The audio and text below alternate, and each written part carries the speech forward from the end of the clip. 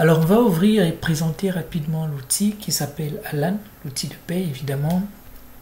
Il comporte un mot de passe, étant entendu que la paye génère une information très confidentielle. Alors nous arrivons ici à l'accueil qui nous présente d'abord un tableau de bord avec des indicateurs que l'utilisateur peut, au gré de ses besoins, modifier. D'accord ? Alors je peux venir ici en mode plein écran pour avoir une meilleure visibilité. Voici les boutons de navigation. Alors pour l'instant je ne peux pas en profiter parce qu'il faut que je me connecte d'abord à mon profil. Ok, je le saurai une fois que le nom ici va changer. Un nom qui veut dire invité en langue Ikan va être remplacé par le nom de mon profil. Alors on va se connecter pour pouvoir bénéficier, pour pouvoir visiter rapidement les fonctionnalités de cet outil. Alors je me connecte, donc technostructure.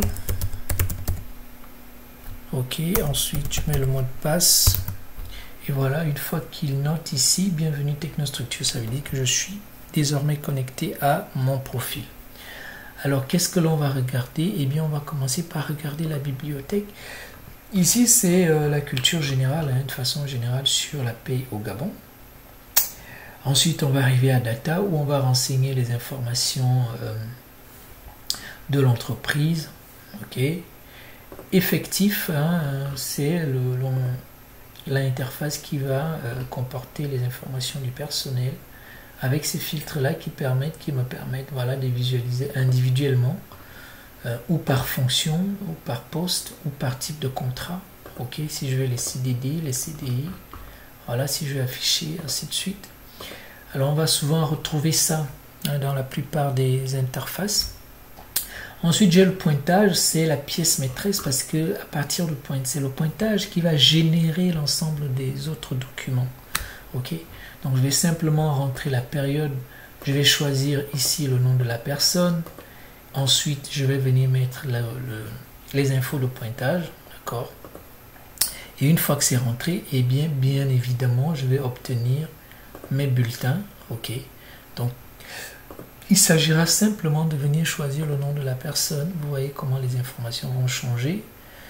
Et le mois dont je vais éditer le bulletin. Une fois que ces filtres sont activés, je vais simplement venir ici, cliquer sur le bouton et générer le bulletin. Alors ça se verra un peu plus tard. Ensuite, j'ai le récap, donc le journal de paye, pour pouvoir le résumer. Et là, c'est pareil. Je peux choisir le mois de juillet, je peux choisir le mois d'août. Ça dépend de combien de mois j'ai déjà édité. Pareil à la banque, donc l'ordre de virement que je vais envoyer avec les informations bancaires de chacun des employés que j'aurai recueillis au préalable. Ensuite, j'ai l'interface droit qui me permet ici de détailler les droits acquis par chacun des salariés. Ok, donc il y a le congé en montant, en jour, l'indemnité de service rendu, le préavis, l'indemnité transactionnelle.